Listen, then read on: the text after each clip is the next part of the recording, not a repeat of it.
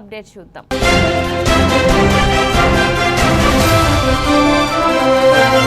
Covid vaccine ను ప్రాధాన్యతా క్రమంలో అందించేందుకు సిద్ధంగా ఉన్నట్లు రాష్ట్ర ముఖ్యమంత్రి కేసీఆర్ తెలిపారు. పలు రాష్ట్రాల సీఎంలు, కేంద్రపాలిత ప్రాంతాల ప్రతినిధులతో ప్రధాని మోడీ నేడు వీడియో కాన్ఫరెన్స్ నిర్వహించారు. వ్యాక్సిన్ వచ్చిన తర్వాత వాటిని ప్రజలకు అందించే విషయంలో అనుసరించాల్సిన విధానంపై ప్రధాని చర్చించారు. ఈ సందర్భంగా సీఎం కేసీఆర్ మాట్లాడుతూ శాస్త్రీయంగా ఆమోదింపబడిన వ్యాక్సిన్ ను ప్రజలకు అందించే విషయంలో తెలంగాణ రాష్ట్ర ప్రభుత్వం సిద్ధంగా ఉందన్నారు. వ్యాక్సిన్ వల్ల ఏమైనా సైడ్ ఎఫెక్ట్స్ ఉంటాయా అనే విషయాన్ని నిర్ధారించుకోవాల్సిన అవసరం కూడా ఉందన్నారు. वैक्सीन पंपनी की अनुवैन कार्याचरण रूपొందించినట్లు తెలిపారు. सभी आदरणीय मुख्यमंत्री जी का आभार व्यक्त करता हूं कि आपने समय भी निकाला और बहुत गंभीरता के साथ अपनी बातें रखी. लेकिन मेरा आपसे आग्रह है कि अब तक जो कुछ भी चर्चाएं, डिस्कशन हुआ है उसमें सभी राज्य इन्वॉल्व है, अफसर लेवल पे इन्वॉल्व है, दुनिया के अनुभवों को भी शेयर, लेकिन फिर भी मुख्यमंत्रियों का अपना एक विशेष अनुभव होता है. पब्लिक लाइफ में काम करने वाले लोगों की एक विशेष दृष्टि होती है, क्योंकि इन चीजों को अगर आपके सुझाव मिलेंगे तो मेरा आग्रह है कि आप लिखित में अगर हो सके उतना जल्दी, क्योंकि आज भी कुछ अच्छे मुद्दे उठाए सबने कि ये हो ये हो ये हो, इससे भी ज्यादा होंगे. ये अगर मिल जाएंगे तो हमें अपनी स्ट्रेटेजी वर्कआउट करने में सुविधा होगी. और ये कोई किसी पे थोप नहीं सकता है. भारत सरकार निर्णय करे कि हम ये करेंगे और राज्य सरकार, ऐसा नहीं हो सकता. हम सबको मिलकर के ही इस चीज को आगे बढ़ाना पड़ेगा और इसलिए सबके विषयों का बड़ा महत्व है. कोरोना संक्रमण से जुड़े जो प्रेजेंटेशन हुए उनमें भी काफी जानकारियां उभर कर आई हैं. आज मैं प्रारंभ में कुछ मुख्यमंत्रियों से बात की थी जहां स्थिति जरा बिगड़ रही है. जहां तक वैक्सीन का सवाल है, वैक्सीन की स्थिति और डिस्ट्रीब्यूशन को लेकर भी जो कुछ भी चर्चाएं हुई हैं, एक प्रकार से मीडिया में जो चलता है वो अलग चीज होती है. हमें तो इन चीजों को ऑथेंटिकली ही आगे बढ़ना पड़ेगा क्योंकि हम सिस्टम का हिस्सा है. लेकिन फिर भी काफी चित्र स्पष्ट हुआ है. एक समय था जब हम सभी के सामने चुनौती एक अनजान ताकत से लड़ने की थी, लेकिन देश के संगठित प्रयासों ने इस चुनौती से मुकाबला किया, नुकसान को कम से कम रखा.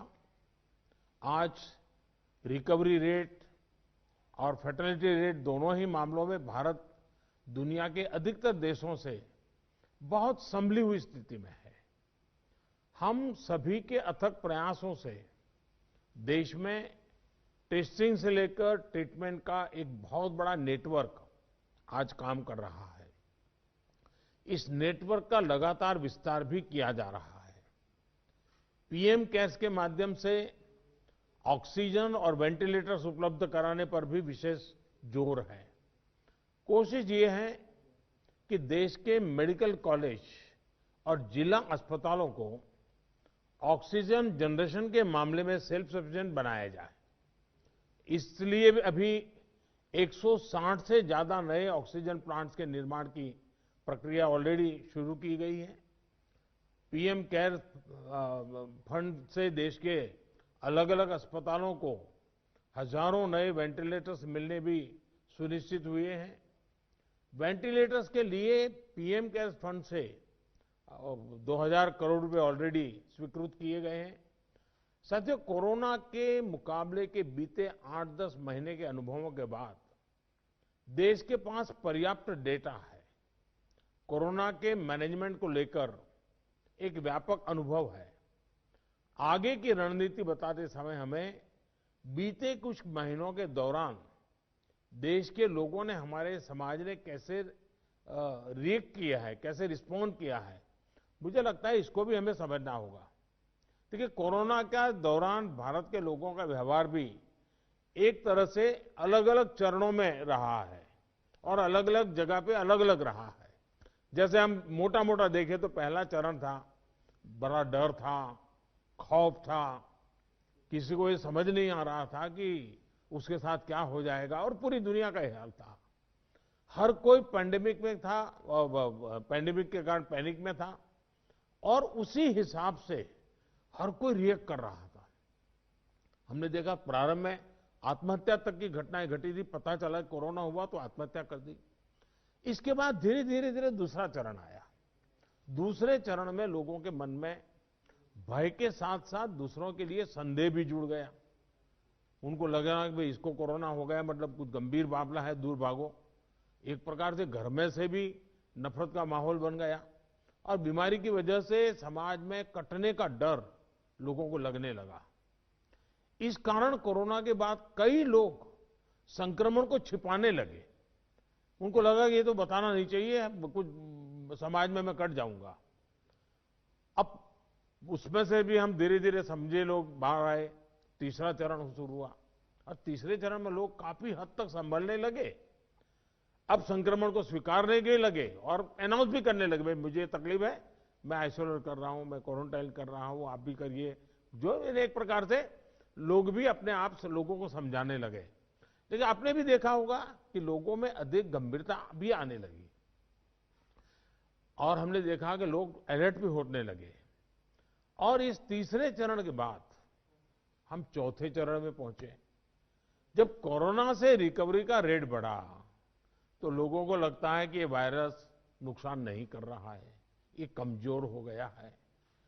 बहुत से लोग ये भी सोचने लगे हैं कि अगर बीमार हो भी गए तो ठीक हो जाएंगे।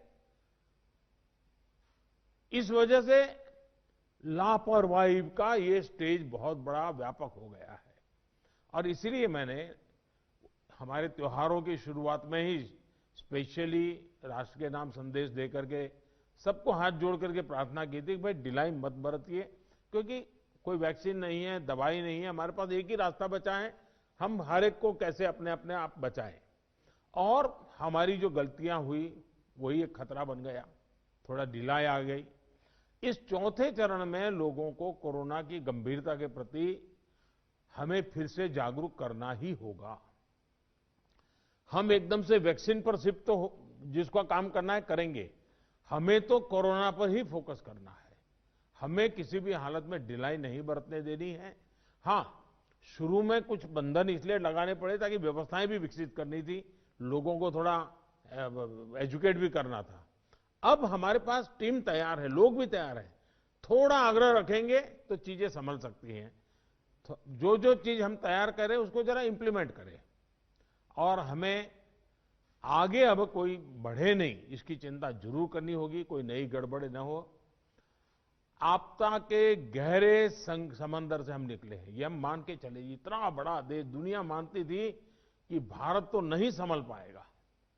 आपदा के गहरे समंदर से हम निकलकर हम किनारे की तरफ बढ़ रहे हैं। हम सभी के साथ वो पुरानी जो एक शेर शायरी चलती है, ऐसा न हो जाए कि हमारी किश्ती भी वहां डूबी जहां पानी कम था। ये स्थिति हमें नहीं आने देनी है। साथियों, आज हम दुनिया भर में देख रहे हैं कि जिन देशों में कोरोना कम हो रहा था, तो आपको पूरा चार्ट बताया कैसे तेजी से संक्रमण फैल रहा है। हमारे यहां भी कुछ राज्यों में ये ट्रेंड चिंताजनक है ही है।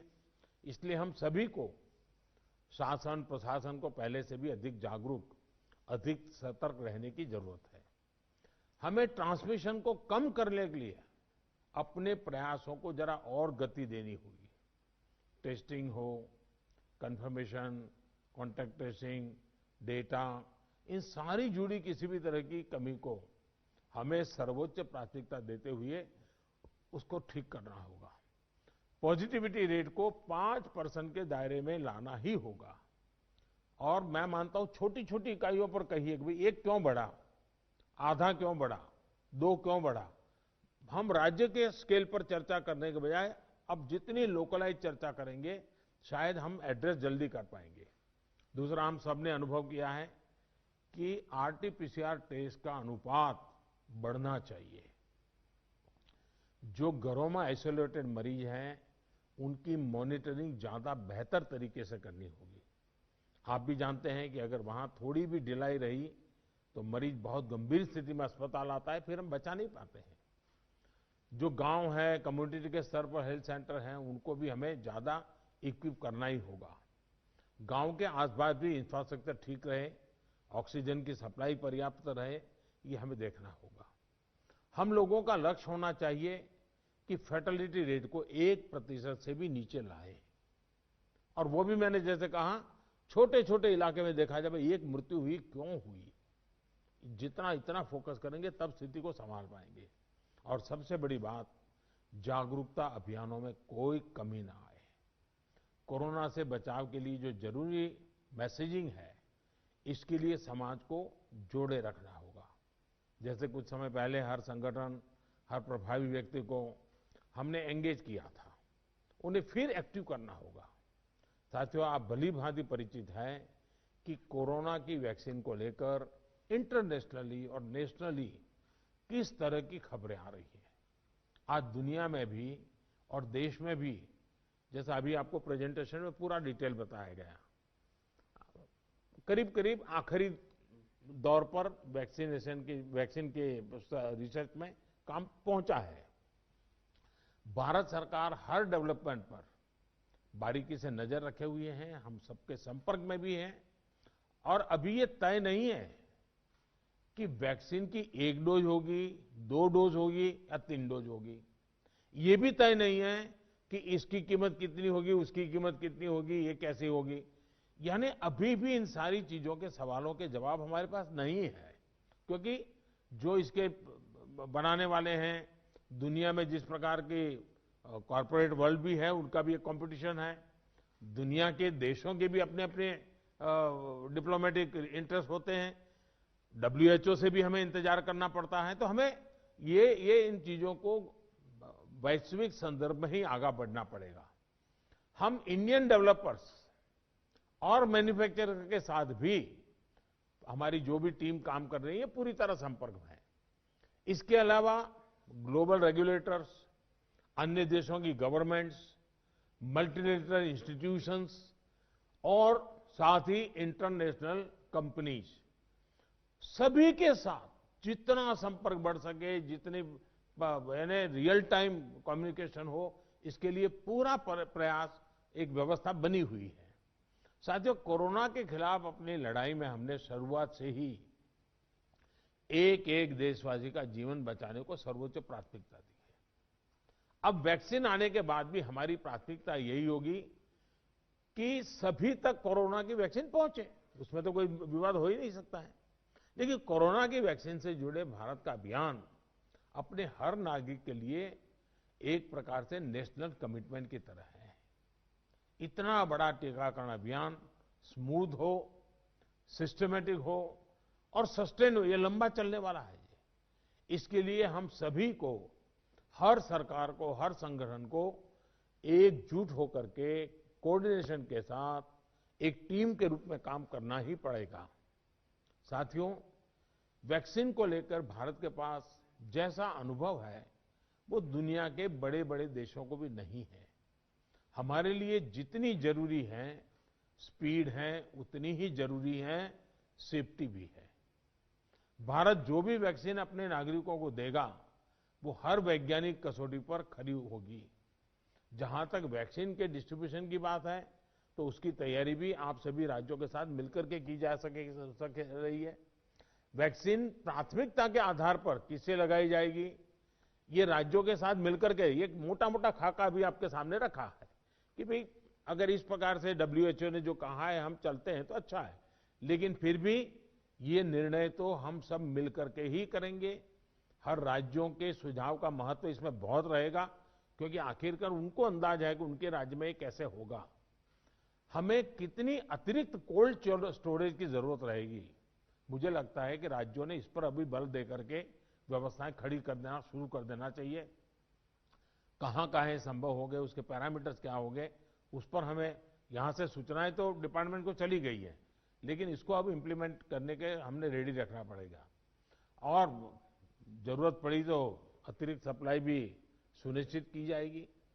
और इसका विस्तृत प्लान बहुत जल्द ही राज्य सरकारों के साथ मिलकर के तय कर दिया जाएगा। हमारी राज्यों की और केंद्र की टीम साथ लगातार वो बातचीत कर रहे हैं, काम चल रहा है।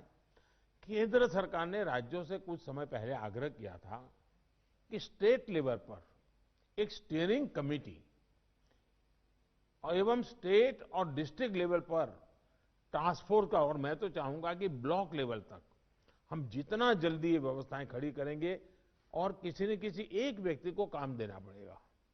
इन कमेटियों की रेगुलर बैठकें हो, उनकी ट्रेनिंग हो, उनकी मॉनिटरिंग हो, और जो ऑनलाइन ट्रेनिंग होती है वो भी शुरू हो। हमें हमारा रोजमर्रा के काम के साथ कोरोना से लड़ते लड़ते भी इस एक व्यवस्था को भी विकसित तुरंत करना पड़ेगा, ये मेरा आग्रह रहेगा।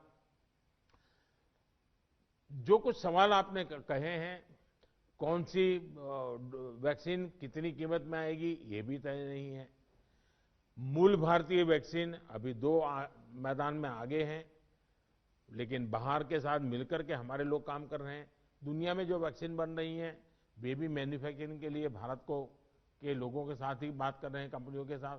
लेकिन इन सारे विषयों में हम जानते हैं कि 20 साल से मान लीजिए कोई दवाई पॉपुलर हुई है, 20 साल से लाखों लोग उसका उपयोग कर रहे हैं, लेकिन कुछ लोगों को उसका रिएक्शन आता है, आज भी आता है, 20 साल के बाद भी आता है। तो ऐसा इसमें भी संभव है। निर्णय वैज्ञानिक तराजू पर ही तोला जाना चाहिए। निर्णय उसकी जो अथॉरिटीज हैं उन अथॉरिटीज के सर्टिफाइड व्यवस्था से ही होनी चाहिए। हम लोग समाज जीवन की चिंता करते हैं, लेकिन हम सब जानते हैं कि हम कोई वैज्ञानिक नहीं है, हम इसकी एक्सपर्टाइज हमारी नहीं है। तो हमें दुनिया में से जो व्यवस्था के तहत जो चीजें आती हैं, आखिरकार उसी को ही स्वीकार करना पड़ेगा और उसको स्वीकार करके हम आगे चलेंगे। लेकिन मैं आपसे आग्रह करूंगा कि आप के मन में जो योजना हो, खास करके वैक्सीन के संबंध में, किस प्रकार से आप डिलीवरी नीचे तक ले जाएंगे, आप जितना जल्दी बहुत डिटेल प्लान करके लिख करके भेजेंगे तो निर्णय करने में सुविधा होगी। और आपके विचारों का ताकत इसमें बहुत है। राज्यों का अनुभव बहुत अहमियत रखता है, क्योंकि वहीं से ये चीज आगे बढ़ने वाली है। और इसलिए मैं चाहूंगा कि आपका बहुत ही एक प्रकार से प्रोएक्टिव पार्टिसिपेशन इसमें बने, यही मेरी अपेक्षा है। लेकिन मैंने पहले ही कहा, वैक्सीन अपनी जगह पे है, वो काम होना है, करेंगे, लेकिन कोरोना की लड़ाई जरा भी ढीली नहीं पड़नी चाहिए, थोड़ा सा भी ढिलास नहीं आनी चाहिए। यही मेरी आप सबसे रिक्वेस्ट है। आज मेरी तमिलनाडु और पुडुचेरी के मुख्यमंत्रियों से बात करने का मुझे अवसर मिला। आंध्र से मैं फोन नहीं कर पाया था सुबह। एक साइक्लोन हमारे पूर्वी तट पे एक्टिव हुआ है, वो कल शायद तमिलनाडु, पुडुचेरी और आंध्र का कुछ हिस्सा वहां पर आगे बढ़ रहा है। और सारी भारत सरकार की टीमें बहुत एक्टिव हैं, सब लोग गए हैं। मैंने आज 2 आदरणीय मुख्यमंत्री जी से बात की थी, आंध्र के मुख्यमंत्री जी से अभी इसके बाद बात करूंगा। लेकिन सबके लिए पूरी तरह भारत सरकार और राज्य सरकारें मिल करके, और पहला काम खाली करवाना, लोगों को बचाना, इस पर हमारा जोर रहे। फिर एक बार मैं आप सबका बहुत आभारी हूं, आप सबने समय निकाला। लेकिन मैं आग्रह करूंगा कि आप जल्दी से मुझे कुछ न कुछ जानकारियां भेजिए। धन्यवाद।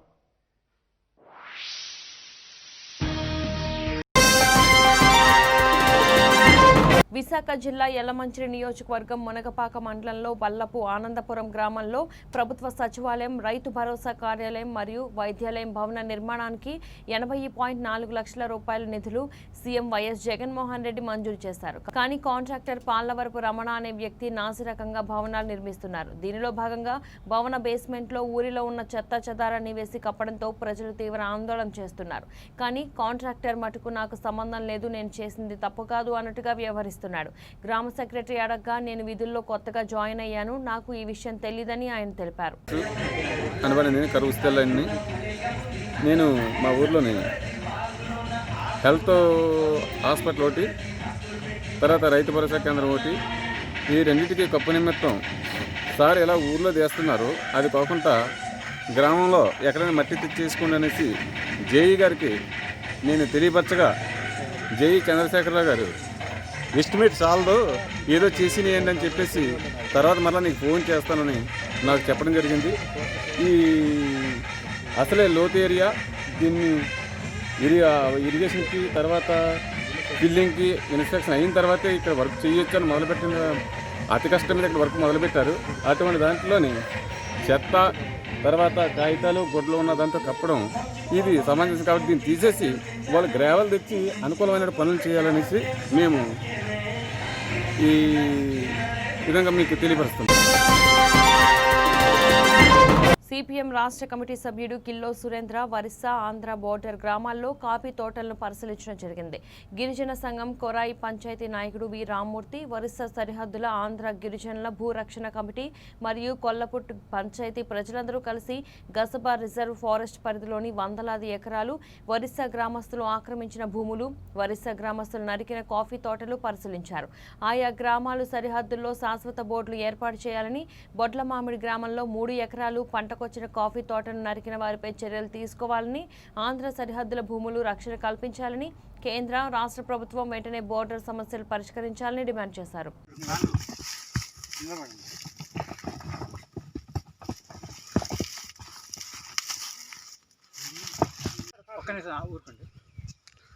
ఈరోజు కొల్లాపూర్ పంచాయతీ ఒరిస్సా ఆంధ్ర బోర్డరు భూమి సమస్య సరిహద్దు గ్రామ వివాదాల మీద గిరిజన సంఘం ఇక్కడ గ్రామస్తులందరూ కూడా పర్యటించడం జరిగింది. ఈ గిరిజన భూములు, కాఫీ తోటలు ఈ ఒరిస్సా గ్రామస్తులందరూ కూడా వచ్చి నరికేయడం జరిగింది. సుమారు ఒక 300-400 కాఫీ పంట వచ్చే కాఫీ మొక్కల్ని నరికేసి ఆక్రమించడం అనేది జరిగింది. ఈ నిట్టమామిడి చుట్టుపక్కల మొత్తం ఒక 500 ఎకరాల భూమి మన ఆంధ్ర భూమి, మన పట్ట ఉన్న భూముల్ని కూడా ఒరిస్సా జామ్గూడ తదితర గ్రామస్తులు అందరూ కూడా ఆక్రమించారు. అందుకే మేము డిమాండ్ చేస్తున్నాం ఏంటంటే ఈ బోర్డర్ గ్రామాల యొక్క భూములని, తోటల్ని ప్రభుత్వం రక్షించే విధంగా చర్యలు తీసుకోవాలని చెప్పి మేము డిమాండ్ చేస్తున్నాం. ఎందుకంటే ఈ బోర్డర్ సమస్య వచ్చి 4 రోజులైనా సరే ఇక్కడ కలెక్టర్ కానీ అధికారులు కానీ స్పందించకపోవడం వలన ఇక్కడ బోర్డర్ గిరిజన గ్రామాల యొక్క భూముల్ని, తోటల్ని ఈ విధంగా వచ్చి ధ్వంసం చేయడం చాలా బాధాకరం. ఎందుకంటే ఈ నిట్టమామిడి అలాగే గస్బా సిమ్లీ కూడా ఈ బోర్డర్లో ఫారెస్ట్ భూముల్లో ఫారెస్ట్ పట్ట భూముల్లో మేము కాఫీ తోట వేసున్నాం. ఈ కాఫీ తోట పంటలు కూడా వచ్చి ఉంది. ఈ ఒరిస్సా గ్రామస్తులందరూ కూడా వచ్చి ఈ చెట్లని నరికేయడం చాలా బాధాకరం. అందుకే ఈ చుట్టుపక్కల గిరిజనుల భూమిని కాపాడాలి, అలాగే ఈ తోటలు కాపాడాలని చెప్పి మేము ఈ సందర్భంగా డిమాండ్ చేస్తున్నాం. అలాగే రెవెన్యూ కానీ ఫారెస్ట్ అధికారులు ఇక్కడ ఆంధ్ర ఒరిస్సా బోర్డర్ శాశ్వతంగా బోర్డు ఏర్పాటు చేయాలని చెప్పి మేము డిమాండ్ చేయడం అనేది జరుగుతుంది. ఇక్కడ చాలామంది గిరిజనులు ఇక్కడ వ్యవసాయం మీద కొండ మీద ఆధారపడి జీవిస్తున్నారు. అలాగే ఒరిస్సా వాళ్ళు వచ్చి దౌర్జన్యం చేయడం వల్ల వీళ్ళు బిక్కుమిక్కుమని ఈరోజు బతికే పరిస్థితి ఉంటుంది. అందుకే కేంద్ర రాష్ట్ర ప్రభుత్వాలు వెంటనే ఈ బోర్డర్ సమస్య పరిష్కారం చేయాలని చెప్పి మేము డిమాండ్ చేస్తున్నాం. ఎందుకంటే గత వారం కొరాపూట్ డిప్యూటీ కలెక్టర్ వచ్చాడు, ఆర్డీఓ పాడేరు వచ్చి తూతుమంత్రంగా వెళ్ళిపోయారు తప్ప శాశ్వతంగా ఈ రికార్డ్స్ పరిశీలించి, సరిహద్దు పరిశీలించి, సర్వే చేసి ఈ గ్రామాలు ఒరిస్సాదా ఆంధ్రదా అనేది తేల్చి పర్మనెంట్గా ఈ సమస్య పరిష్కారం చేయకపోతే ఈ చుట్టుపక్కల గ్రామస్తులు, గిరిజనులు తీవ్ర అన్యాయం జరిగే ప్రమాదం ఉంది. ఎందుకంటే మనకు 2007-8లో ఇవన్నీ కూడా మనకు పోడు పట్టాలు ఇచ్చున్నారు, రెవెన్యూ పట్టాలు ఇచ్చున్నారు. ఈ జామ్గూడ ఒరిస్సా సంబాయి పంచాయతీ వాళ్ళు సుమారు 2 కిలోమీటర్ల వరకు వచ్చి మా భూముల్ని ఆక్రమించడం అనేది చాలా బాధాకరం. అందుకే ఈ ఆంధ్ర ఒరిస్సా బోర్డర్ సమస్య వెంటనే పరిష్కారం చేయాలని చెప్పి మేము సిపిఎం పార్టీగా గిరిజన సంఘంగా డిమాండ్ చేస్తున్నాం. ఈరోజు ఈ గ్రామస్తులు అందరూ అలాగే గిరిజన సంఘం ఇక్కడ అందరూ కూడా కమిటీ అందరూ కూడా ఈ ఆక్రమించే గ్రామాలు, భూములు, తోటల్ని పర్యటించడం జరిగింది. ఇవి ప్రభుత్వం ఎక్కడైనా మేల్కొని ఈ కొరాపూట్, నిట్టమామిడి, బొడ్లమామిడి గ్రామాల యొక్క తోటలు, భూములు రక్షించాలని చెప్పి మేము డిమాండ్ చేస్తున్నాం. కడప జిల్లా యువకుడి అనుమానాస్పద మృతి కేసును రాయచోటి పోలీసులు ఛేదించారు. నెల్లికుప్పంకు చెందిన వినోద్ కుమార్ ను తమిళనాడులో హత్య చేసి శరీర అవయవాలను వేరు చేసి రామాపురం పరిసర ప్రాంతాల్లో పడేశారు. నిశ్చితార్థమైన యువతిని వేధింపులకు గురి చేయడమే హత్యకు కారణంగా తెలిసింది. కాబోయే భార్య సుధను బ్లాక్మెయిల్ చేయడంతో ఆగ్రహించిన వెంకటేశన్ అనే యువకుడు వినోద్ కుమార్ ను హత్య చేశాడు. సీసీ కెమెరాల ఆధారంగా పోలీసులు కేసును ఛేదించారు. నిందితుడిని నగరంలోని పోలీస్ పరేడ్ గ్రౌండ్ లో మీడియా ఎదుట హాజరుపరిచి ఎస్పీ అన్బురాజన్ వివరాలు వెల్లడించారు. Good morning. Today Kadapa police have cracked a gruesome murder case which happened on 18/11/2020. On 18/11/2020 in a Ramapuram PS limits of Kadapa district police, we found a body which was in a mutilated conditions and was stuffed in a gunny bag and thrown across the streets. Then we recovered the body. Then we checked all the toll gate CCTV cameras and call details and everything. From that, we were able to trace one possible suspect by name Vinod Kumar. He is a native of Kanchipuram district and 24 years old. And this person was recently engaged to a girl. And the girl's family, girl's family, 4 members, along with this Vinod Kumar, conspired to kill the deceased, who is also run by the name Vinod Kumar. The reason behind the murder is this deceased had some compromising photo of the girl who Vinod Kumar got engaged, and citing that reason, these people have kidnapped him on 16/11/2020, 17/11/2020 they killed him, and 18/11/2020 they dispersed the body in the Ramapuram police limits. Today we have arrested this person Vinod Kumar and we are judicially remanding him. The other 4 people have been surrendered in Katpadi limits of Tamil Nadu. In due course, we will be taking them into custody and we will be investigating in detail. The other story also goes like the deceased was in love with the girl who Vinod Kumar was engaged. So there is a 2 story going on. Today, the Vinod Kumar has confessed to the crime. We are looking into both the possible stories and we will be finalizing the case as per merits of the case. Thank you.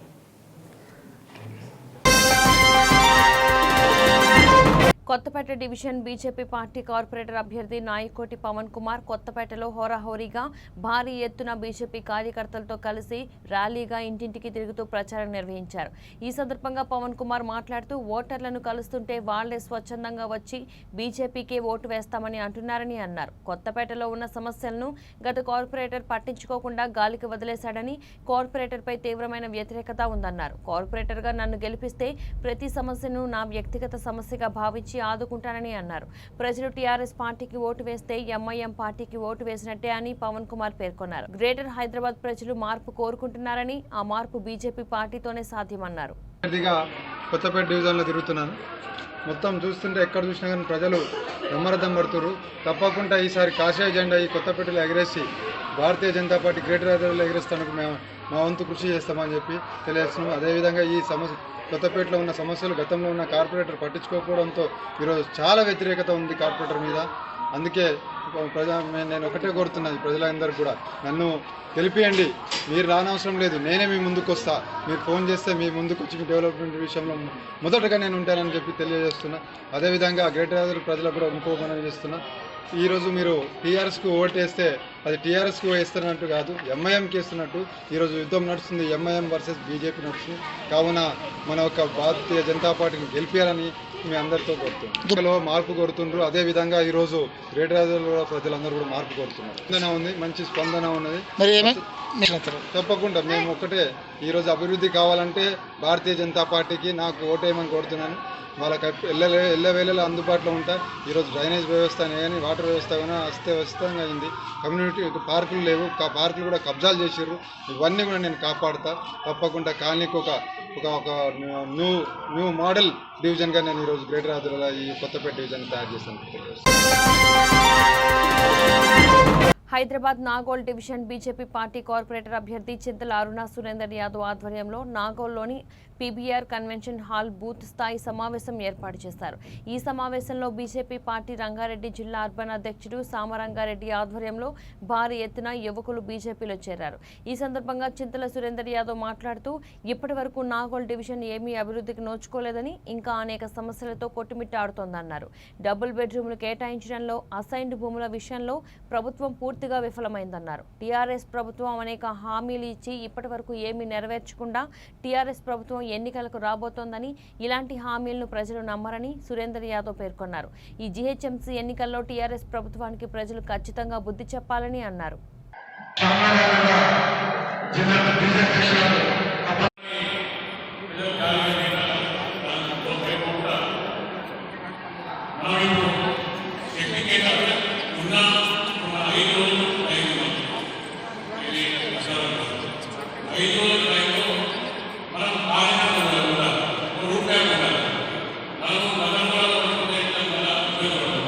ఇది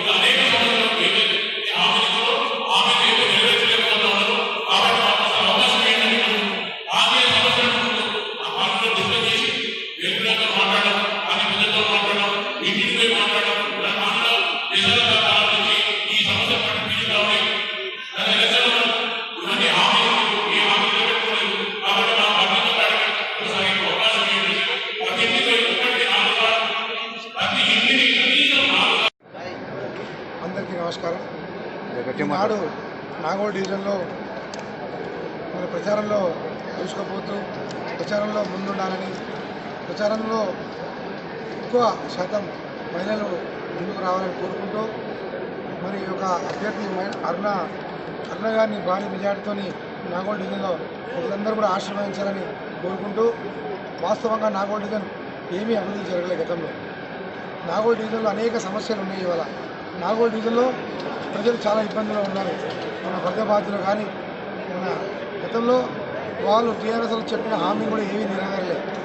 double bedroom ఇస్తున్నారు, double bedroom ఇవ్వలే. అలాగే మళ్ళా assigned land అది regulation అది 58 survey నెంబర్లు పట్టాల పైన 58 సర్వే నెంబర్లో మేము అధికారం రాగానే పట్టాలు ఇస్తామన్నారు. పట్టాలు కూడా అది ఏమి ఇవ్వలేదు. మరి ఎలాంటి హామీని నిర్వహించలే.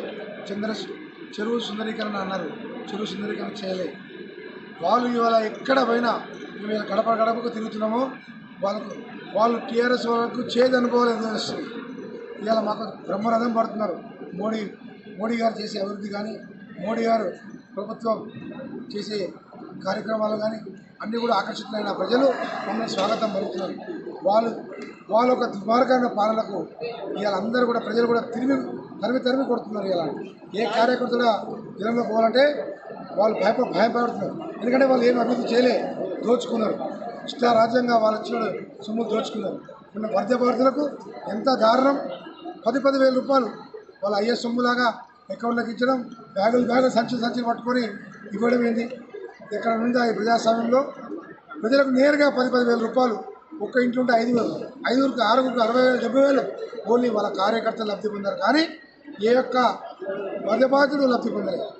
ఖచ్చితంగా ప్రజలు ఈ జిహెచ్ఎంసీలో వాళ్ళకు బుద్ధి చెప్పాలని, వాళ్ళకు సరైన బుద్ధి చెప్తారని కూడా మేము భావిస్తున్నాం. మా విజయం నాగోల్ నుంచి ప్రారంభమవుతుంది. ఖచ్చితంగా భారీ మెజారిటీతోనే మేము నాగోల్లో గెలుస్తున్నాము, గెలిచి చూపిస్తాం. ఇక్కడ ప్రతి గడపకు పోతున్నాం. వాళ్ళలో ఉన్న వాళ్ళ నిరంతరం కూడా కేసీఆర్కి ఆయన ఎప్పుడు ఫామ్ హౌస్కే ఉంటాడు. ఆమె ఎమ్మెల్యేల మినిస్టర్లకే పర్మిషన్ ఇవ్వడు. మరి వాస్తవంగా అలాంటి ముఖ్యమంత్రి మనకు అవసరం లేదు. ఆయన బుద్ధి చెప్పాల్సిన అవసరం ఉంది. ఈ ప్రజలందరూ కూడా కళ్ళు తెలిసి భారతీయ జనతా పార్టీ నుంచి చింతల అరుణ సురేంద్రని భారీ మెజార్టీతో గెలిపించి కమలం గుర్తుపైన ఓటేసి 1వ తారీఖు నాడు భారీ మెజార్టీతో గెలిపించాలని కోరుకుంటున్నాను. ఇవి ఇప్పటివరకు ఉన్న అప్డేట్స్. చూస్తూనే ఉండండి ANN న్యూస్.